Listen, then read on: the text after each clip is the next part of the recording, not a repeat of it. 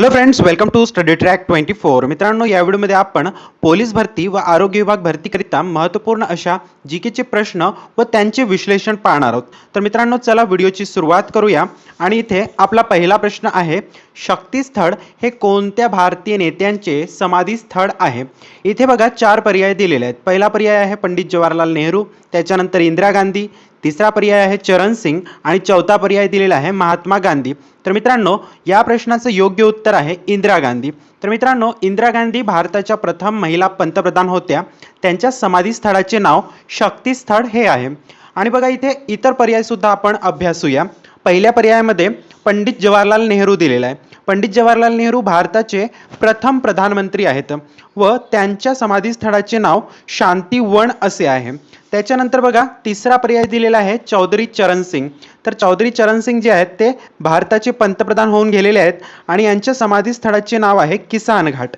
याच्यानंतर चौथा पर्याय दिलेला आहे महात्मा गांधी. महात्मा गांधींच्या समाधी स्थळाचे नाव आहे राजघाट. तर मित्रांनो, आपण इथे 4ही पर्याय व त्यातील जे व्यक्ती आहेत त्यांच्या समाधी स्थळांची नावे आपण इथे लक्षात घेतलेले आहे. याशिवाय आपल्याला राजीव गांधींचे सुद्धा समाधी स्थळ माहीत असायला पाहिजे. राजीव गांधींचे समाधी स्थळ आहे वीरभूमी. डॉक्टर बाबासाहेब आंबेडकर यांच्या समाधी स्थळाचे नाव आहे चैत्यभूमी. तसेच डॉक्टर राजेंद्र प्रसाद यांच्या समाधी स्थळाचे नाव आहे महाप्रयाण घाट. याच्यानंतर बघा मित्रांनो, याच्यानंतरचा दुसरा प्रश्न आहे. बघा, दुसऱ्या प्रश्नामध्ये काय म्हटलेलं आहे, राज्यसभेचा पदसिद्ध सभापती कोण असतो? तर इथे देखील 4 पर्याय दिलेले आहे. तर बघा, या प्रश्नाचं योग्य उत्तर आहे पर्याय क्रमांक 1 उपराष्ट्रपती. तर मित्रांनो, भारताचा जो उपराष्ट्रपती असतो तो राज्यसभेचा पदसिद्ध अध्यक्ष असतो, म्हणजेच पदसिद्ध सभापती असतो. तर बघा, भारतीय संविधानाच्या कलम 63 नुसार भारताचा एक उपराष्ट्रपती असतो. उपराष्ट्रपतीचं पद जो आहे तो भारतातील दुसरे सर्वोच्च पद आहे. आणि भारतीय संविधानाच्या कलम 64 नुसार राज्यसभेचा तो पदसिद्ध अध्यक्ष असतो. तर मित्रांनो, लक्षात ठेवा तुम्ही, इथे कलम 63 नुसार भारताला एक उपराष्ट्रपती असतो आणि कलम 64 नुसार तो भारताचा जो उपराष्ट्रपती असतो तोच राज्यसभेचा पदसिद्ध अध्यक्ष असतो. आणि बघा, भारताचे पहिले उपराष्ट्रपती कोण आहेत असा प्रश्न देखील आपल्याला परीक्षांमध्ये विचारला जाऊ शकतो. तर तुम्ही लक्षात ठेवा, भारताचे पहिले उपराष्ट्रपती डॉक्टर सर्वपल्ली राधाकृष्णन हे आहेत. त्याच्यानंतर बघा, सध्याचे उपराष्ट्रपती कोण आहेत हा सुद्धा प्रश्न महत्त्वाचा आहे. तर सध्याचे उपराष्ट्रपती व्यंकय्या नायडू हे आहेत आणि व्यंकय्या नायडू हेच राज्यसभेचे सभापती देखील आहेत, कारण की उपराष्ट्रपती हाच राज्यसभेचा पदसिद्ध सभापती असतो.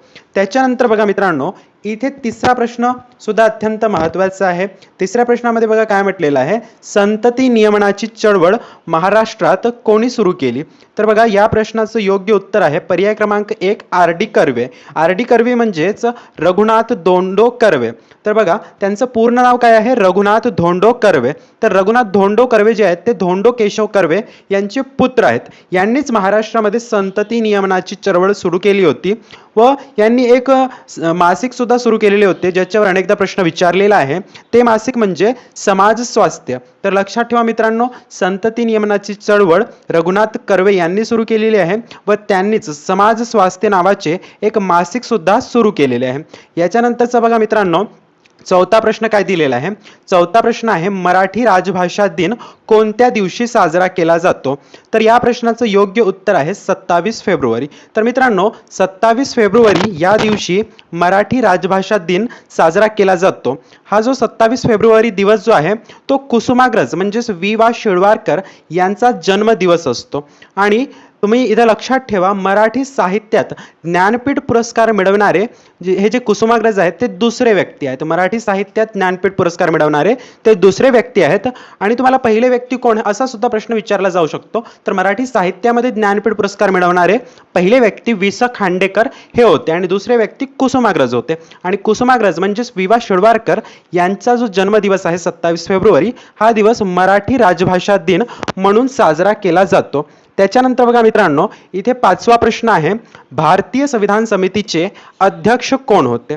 तर बघा, इथे सुद्धा 4 पर्याय दिलेले आहेत. तर या प्रश्नाचं योग्य उत्तर आहे डॉक्टर राजेंद्र प्रसाद. भारतीय संविधान सभेचे अध्यक्ष डॉक्टर राजेंद्र प्रसाद होते. याच्यानंतर तुम्हाला उपाध्यक्ष आणि सचिव सुद्धा विचारले जाऊ शकते. तर मित्रांनो, लक्षात ठेवा, भारतीय संविधान सभेचे उपाध्यक्ष एच.सी. मुखर्जी होते तर सचिव बी.एन. राव होते. तर यानंतर संविधान सभेच्या पहिल्या बैठकीचे अध्यक्ष सुद्धा तुम्हाला विचारले जाऊ शकते. तर मित्रांनो इथे लक्षात ठेवा, संविधान सभेच्या पहिल्या बैठकीचे अध्यक्ष डॉक्टर सच्चिदानंद सिन्हा हे होते.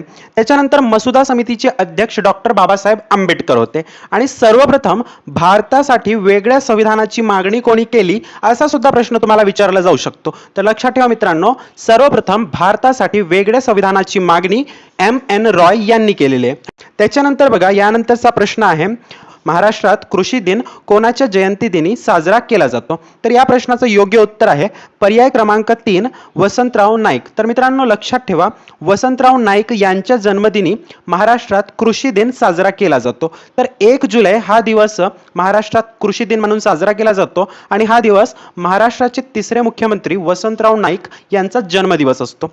तर वसंतराव नाईक हे महाराष्ट्र राज्याच्या हरित क्रांतीचे जनक मानले जातात. महाराष्ट्र राज्याच्या हरित क्रांतीचे ते जनक मानले जातात आणि महाराष्ट्राचे सर्वाधिक काळ मुख्यमंत्री राहिलेले ते व्यक्ती आहेत. तर लक्षात ठेवा, कधी तुम्हाला जर प्रश्न विचारला गेला की महाराष्ट्राचे सर्वाधिक काळ मुख्यमंत्री राहिलेले व्यक्ती कोण, तर या प्रश्नाचं उत्तर काय असणार आहे? वसंतराव नाईक. आणि त्यांचा जन्मदिवस 1 जुलै हा महाराष्ट्रामध्ये कृषी दिन म्हणून साजरा केला जातो. त्याच्यानंतर बघा, 7वा प्रश्न काय दिलेला आहे? 7वा प्रश्न आहे, महाराष्ट्रातून लोकसभेवर किती सदस्य पाठविले जातात? तर या प्रश्नाचं योग्य उत्तर आहे 48. महाराष्ट्रातून लोकसभेवर 48 सदस्य पाठविले जातात. त्याच्यानंतर तुम्हाला विचारलं जाऊ शकतो की राज्यसभेवर किती सदस्य पाठवले जातात, विधानसभेवर किती सदस्य पाठवले जातात, विधान परिषदेवर किती सदस्य पाठवले जातात? तर तुम्ही लक्षात ठेवा, लोकसभेवर महाराष्ट्रातून 48 सदस्य पाठवले जातात, राज्यसभेवर महाराष्ट्रातून 19 सदस्य पाठवले जातात आणि विधानसभेवर महाराष्ट्रातून 288 सदस्य पाठवले जातात. तसेच विधान परिषदेवर महाराष्ट्रातून एकूण 78 सदस्य पाठवले जातात. यानंतरचा 8वा प्रश्न बघा, या प्रश्नामध्ये काय म्हटलेलं आहे? या रोगाचा साथ पसरविणारा डास एडिस इजिप्ती आहे. तर इथे 4 पर्याय दिलेले आहेत, हिवताप, चिकनगुनिया, कावीळ आणि डेंग्यू. तर मित्रांनो इथे 2 पर्याय बरोबर दिलेले आहेत. चिकनगुनिया आणि डेंग्यू या दोन्ही रोगांचा जो प्रसार आहे तो एडिस इजिप्ती नावाचा डास करत असतो आणि हिवतापाचा प्रसार, हिवताप म्हणजेच मलेरियाचा प्रसार एनाफिलिस नावाचा डास करत असतो आणि जो कावीळ नावाचा जो रोग आहे तो यकृतामध्ये बिघाड झाल्यास उद्भवणारा रोग आहे. याच्यानंतर 9वा प्रश्न बघा, 9व्या प्रश्नामध्ये काय म्हटलेलं आहे? विधानसभेच्या सभासदाचे वय यापेक्षा कमी नसावे. तर विधानसभा निवडणूक लढवण्यासाठी त्या व्यक्तीचं वय 25 वर्ष पूर्ण असायला पाहिजे. तर तुम्हाला याच्यानंतर विधानसभा इथं विचारलेला आहे, याच्यानंतर तुम्हाला लोकसभा, विधान परिषद, राज्यसभा यांच्या सभासदाचं वय सुद्धा तुम्हाला विचारलं जाऊ शकतो. तर मित्रांनो इथं लक्षात ठेवा, विधानसभा आणि लोकसभा या दोन्हीसाठी 25 वर्ष वय आवश्यक असते, किमान 25 वर्ष, आणि विधान परिषद आणि राज्यसभा सदस्यत्वासाठी 30 वर्ष वय आवश्यक असते. त्याच पद्धतीने राष्ट्रपती आणि उपराष्ट्रपतीची निवडणूक लढवण्यासाठी किमान वय 35 वर्ष आवश्यक असते. आणि त्याच पद्धतीने मित्रांनो ग्रामपंचायतीची निवडणूक लढविण्यासाठी किमान वय 21 वर्ष आवश्यक असते. आणि तुम्हाला माहितच आहे की मतदान करण्यासाठी किमान वय 18 वर्ष आवश्यक असते. लक्षात ठेवा मित्रांनो, 18 वर्षामध्ये आपण मतदान करू शकतो.